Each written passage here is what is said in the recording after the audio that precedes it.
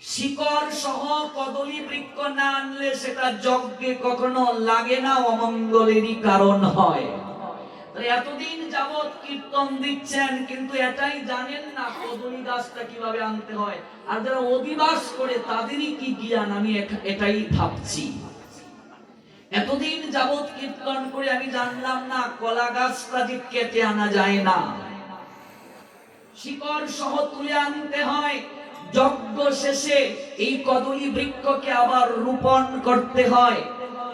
ভালো করে জেনে যান এই কদলী বৃক্ষ কেন শ্রীবাস আঙ্গিনায় অংশগ্রহণের সুযোগ পেল। এই লীলা ব্যাখ্যা করে 3 ঘন্টা চলে যাবে সময়। অল্প সময়ে কিছুই আস্বাদন হয় না।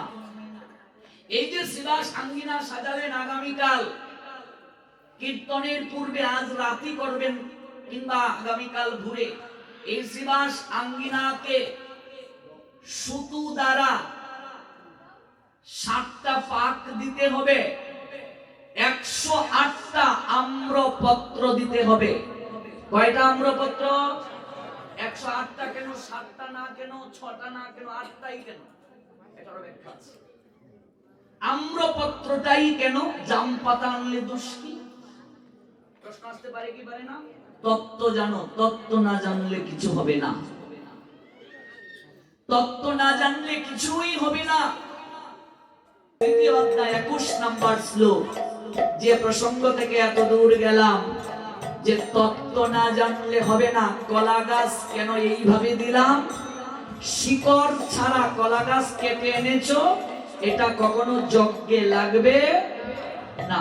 তত্ত্বটা কি বললাম? জন্ম মৃত্যুর চক্রাকার থেকে কখন নিষ্কৃতি হয়, একটা শ্লোক বলেছিলাম, তারপর এত দূর গেলাম। শ্লোকটা কোথায়? 4th অধ্যায় 9 নম্বর শ্লোক। জন্ম কর্ম চমে দিব্য এবং ইয়া ব্যক্তি তত্ত্বতঃ, তত্ত্বভাবে জানতে হবে। জন্ম কর্ম চমে দিব্য এবং ইয়া ব্যক্তি তত্ত্বতঃ ত্যক্তা দেহম পুনর্জন্ম নয়েতি মামেতি অর্জুন।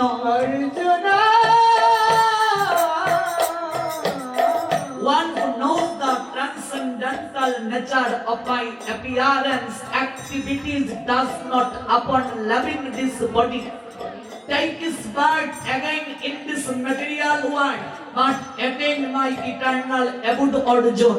Arjun শুনো, আমার জন্ম, আমার কর্ম আর আমার যে লীলা, এগুলো কিভাবে জানবে? তত্ত্বগতভাবে জানবে। তাহলে এখন আমি আপনাকে প্রশ্ন করব, কমিটির লোককে, এই কলা গাছ কেন এনেছো? বলো। এত বছর যাবত কীর্তনে কলা গাছ কেন আনো? তত্ত্ব কি? ভগবান যে বলেন তত্ত্বগতভাবে জানো, তত্ত্ব জানি না, গাছ কেন আনলাম? This is fact. ত্যক্তা দেহম পুনর্জন্ম নয়েতি মামেতি অর্জুন। জীবের কখনো অজ্ঞানতা দূর হবে না, জন্ম মৃত্যুর চক্রাকার থেকে নিষ্কৃতি হবে না, সে যদি তত্ত্ব না জানে। তাহলে কলা গাছের তত্ত্ব কি? প্রথম তত্ত্ব, কাউকে চেঞ্জ করবে, কখনো কলা গাছ কেটে আনা যাবে না। কি করা যাবে না? শিকড় সহ তুলতে হবে। কলা গাছ আনার আগে তাকে আমন্ত্রণ জানাতে হবে। এই কদলী গাছ আমাদের যজ্ঞে কেন লাগে? এই কলা গাছের আরেকটি নাম হচ্ছে কদলী বৃক্ষ। কদলী, তিনি হলেন উর্ব ঋষির কন্যা, যার নাম হচ্ছে কুন্দলা। দুর্বাসা মুনির অভিশাপে তাকে বৃক্ষকুলে জন্ম নিতে হয়েছিল।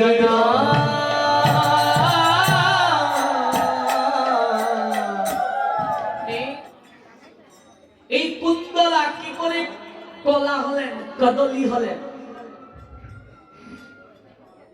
উর্ব ঋষির কন্যা, কদলী, খুব সংক্ষেপে বলছি, অনেক সময় লাগবে। তিনি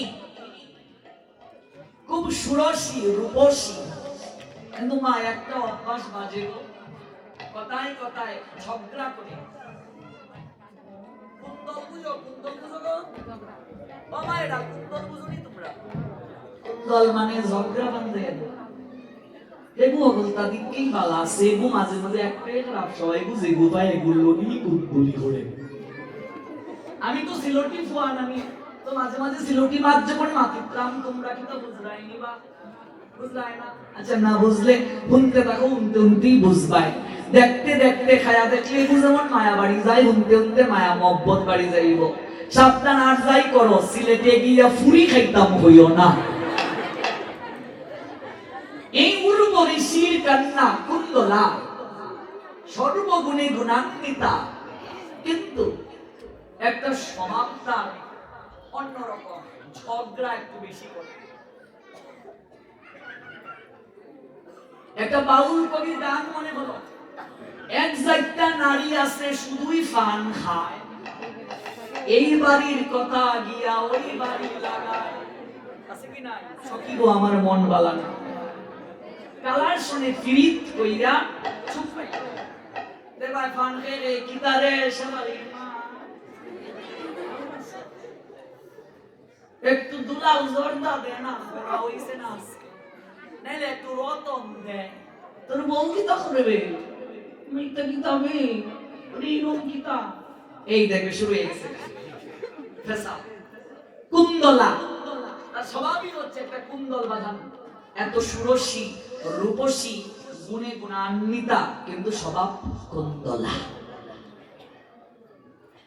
সে অপূর্ব সুন্দরী রূপসী পূর্ব ঋষির কন্যাকে দেখে দুর্বাসার প্রীতি জেগে গেছে, মহাব্বত জেগে গেছে। দুর্বাসা করজোড়ে বলছেন, পূর্ব ঋষিকে আপনি কৃপা করে আমাকে জামাতা রূপে স্বীকার করুন। আর অনেক ঘটনা আছে, আমি সংক্ষেপে বলছি। পূর্ব ঋষি বলছেন, আপনার মতো ঋষিকে জামাতা গ্রহণ করা পরম সৌভাগ্য, কিন্তু আমার মেয়েটার একটা স্বভাব, কথায় কথায় রেগে যায়, কুন্দল বাঁধিয়ে দেয়। আপনার যে রাগ, সবচেয়ে ঋষিদের মধ্যে রাগী কে গো? অভিশাপ দিয়া দেয় গো বাবারে, আপনার যে রাগ, আমার ফুরি 2 দিন পরেই শেষ। আমি পারতাম না বাবা, হয় না, আমি কথা দিলাম আপনার ফুরি হকল বেয়াদবি আমি মাফ কইরা আপনার ফুরি বিয়া করব। তার কোনো কিছুতেই আমি অপরাধ দেব না, রূপে মোহিত হয়ে গেছে দুর্বাসা। যথা সময়ে বিবাহ বন্ধনে আবদ্ধ হলেন, প্রথম 1, 2, 3 মাস খুব ভালো গেছে, তারপরে শুরু হয়ে গেছে, তোমার বিয়ে করে আমার ভুল আসলো। এবার বিয়ার পরে ওরে বাপ রে, কি আদর কি আদর কি আদর, শোনা মনা কনা, তুমি আমার পাগনা, তুমি আমার রোমিও, ওগো শোনা গো, ওগো মনা গো। তারপরে তোরে বিয়ে করে আমার জীবনে ভুল আসলো, হ্যাঁ হইব আমার বান্ধবী জামাই হগল দিবালা, আমার জীবন নষ্ট করলাম তোমার ঘর আইয়া। কিন্তু প্রথমটা তো এত মায়া মোহব্বত, তারপর আর নাই। এগুলো শাস্ত্রীয় ব্যাখ্যা আছে কেন হয়, আবার আসলে বলবো। সমাজের কথা, পরিবারের কথা, ভালো থাকার কথা। কেন প্রীতি কমে যায়? প্রীতি একরকম থাকে না কেন? প্রীতির ধর্ম তো বৃত্তি হওয়া কমছে কেন? তারও শাস্ত্রীয় কারণ আছে। এবার কথায় কথায় ঝগড়া, আবার ঝগড়া করে যখন রাগ উঠে, তখন মনে হয় আমি তো কথা দিয়েছি, ওর সকল অপরাধ আমি মার্জনা করে দেব। একদিন বিকেল বেলা তিনি ঘুমাবেন, কদলীকে বললেন, শোনো, সন্ধ্যা বেলা আমাকে জাগিয়ে দেবে, আমি একটু যজ্ঞ করব, কাষ্ট রেখেছি। কদলী কিংবা কুন্দলা নামে তাকে ডাকা হয়। তিনি সন্ধ্যা বেলা স্বামীকে গিয়ে চিৎকার করে ডাকছেন, কি ব্যাপার, এখনো ঘুম থেকে উঠছো না, কখন যজ্ঞ করবে? চিৎকার। বিজ্ঞান বলছে ঘুমের মানুষকে চিৎকার করে কি করতে নেই, ডাকাতে আগে স্পর্শ করতে হবে, এটা আমাদের গ্রন্থেও বলে। এবার চিৎকার করেছে, লাফ দিয়ে দুর্বাসা উঠেছে, উঠেই ঝগড়া শুরু হয়ে গেছে। এই তুমি এই শিক্ষাটা পাও নাই, পরিবার থেকে নিয়ে আসো নাই, কাউ কিভাবে জাগাতে হয়? এবার শুরু হয়ে গেল তোমাকে বিয়ে করাই আমার ভুল ছিল। অটোমেটিক রাগ যখন বাড়তে শুরু করলো, ক্রোধ তো নরকের দ্বিতীয় দরজা, একসময় অভিসম্পাত দিলেন, তুই ভস্ম হয়ে যা। এবার কুণ্ডলা ছাই হয়ে গেল। উর্ব ঋষি রাত্রি ঘুমাতে পারলেন না। মনে রাখবে, এই কুণ্ডলার মা ছিল না, ঋষি তাকে মায়ের মমতা দিয়ে বড় করেছেন। বিদেশে বিপাকে জানো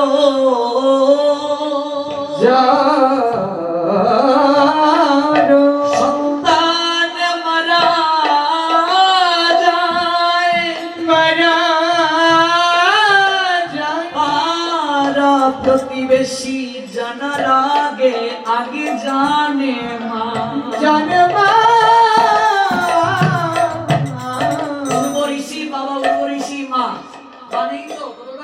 আদরে মায়ের মমতা দিয়ে বড় করেছে, রাত্রে ঘুমাতে পারছেন না, বারবার মেয়েটার কথা মনে হচ্ছে, আমার মেয়েটা না জানি কেমন আছে, আমার মেয়েটা না জানি কেমন আছে। সকাল হওয়ার পরই দ্রুত গতিতে ছুটলেন দুর্বাসা ঋষির আশ্রমে। কে বলছেন, জামাতা আমার কন্যা কোথায়, আমি রাত্রে ঘুমাতে পারিনি, তার কোনো বিপদ হয়নি তো? কিচ্ছু বলছেন না দুর্বাসা, কোনো বিপদ হয়নি তো? কিচ্ছু বলছেন না। দুর্বাসা আবার অভিসম্পাত দিয়ে ভাবছেন, আমি এই ভুল কার্যটা করে ফেললাম, ছাই করে ফেললাম। এবার রাত যখন উঠে যায় তখন কি হয়, মানুষের আচরণ কি হয়ে যায়, পশুর নিয়ে হয়ে যায়। তারপর আবার ভাবে, কেন এটা করলাম, কেন এটা করলাম। দুর্বাসা তখন দেখালেন আপনার কন্যা ছাই হয়ে আছে। উর্ব ঋষি বলছেন, আমি তোমাকে প্রথমেই বলেছিলাম আপনার ক্রোধ বেশি বা তোমার ক্রোধ বেশি, আগে তো আপনি বলতেন, পরে তো জামাই হয়ে গেছে তুমি, তোমার ক্রোধ খুব বেশি, তুমি আমার কন্যার সকল অপরাধ ক্ষমা করবে, কিন্তু তুমি আমার কন্যাকে ভস্ম করে দিয়েছো। আমিও যদি সত্যিকারের ভজন করে থাকি, আজ আমি তোমায় অভিসম্পাত প্রদান করলাম। এই ক্রোধের কারণে তুমি কোনোদিন সম্মান পাবে না, আর এমন একদিন সময় হবে স্বয়ং ব্রহ্মা এমনকি শিব তোমায় রক্ষা করতে পারবে না, এমনকি ভগবান বিষ্ণু তোমায় রক্ষা করতে পারবেন না। তুমি কৃষ্ণ ভক্তের বিষ্ণু ভক্তের কাছে অপমানিত হবে, ভক্তের কাছে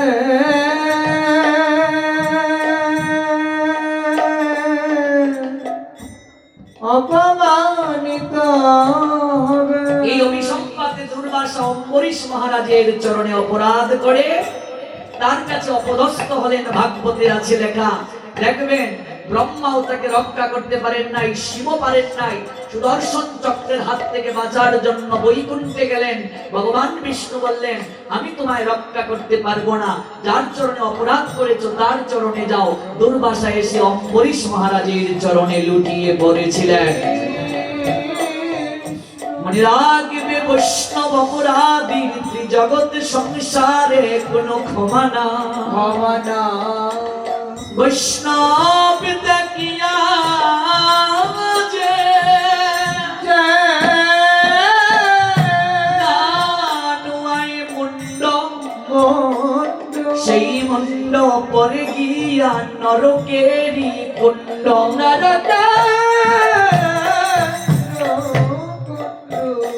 বৈষ্ণবেতে ভাই যদি ক্ষুদ্র অপরাধ, কোটি কোটি ভজনেতে পড়ে যায়,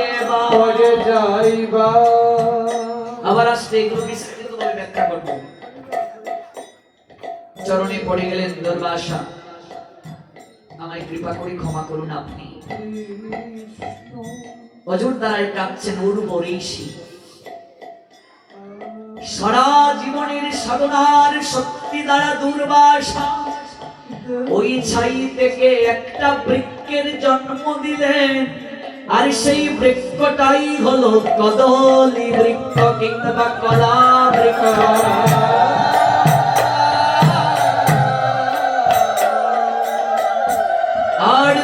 মনসা বললেন যত প্রকার সৎকর্ম রয়েছে আপনার কন্যা বৃক্ষ রূপে সেই জায়গায় আবির্ভূত হবে। সাত পাকে বিবাহের মণ্ডপে কুঞ্জুতে কদলী বৃক্ষ লাগবে।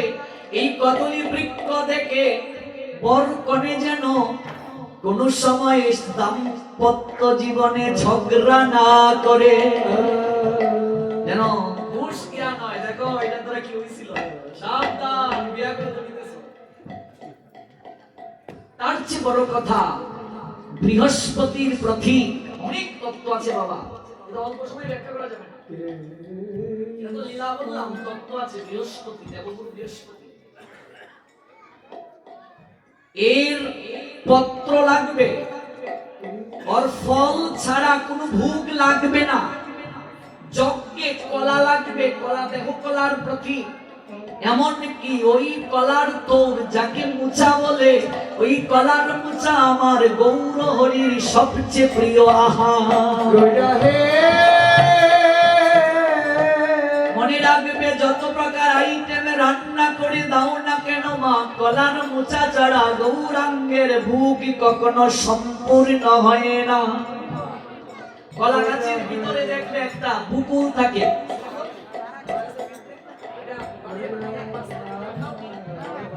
এটা মহাপ্রভুর প্রিয়। এমনকি কাঁচা কলা মহাপ্রভুর প্রিয়।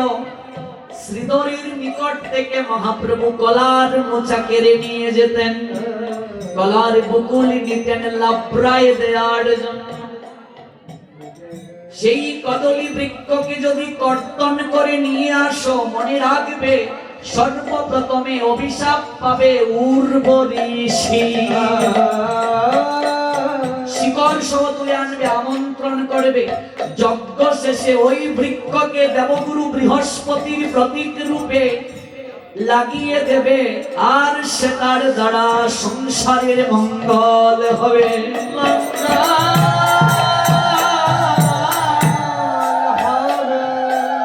না বুঝে কলা গাছ কেটে নিয়ে আসলাম, এনে লাগিয়ে দিলাম যজ্ঞে।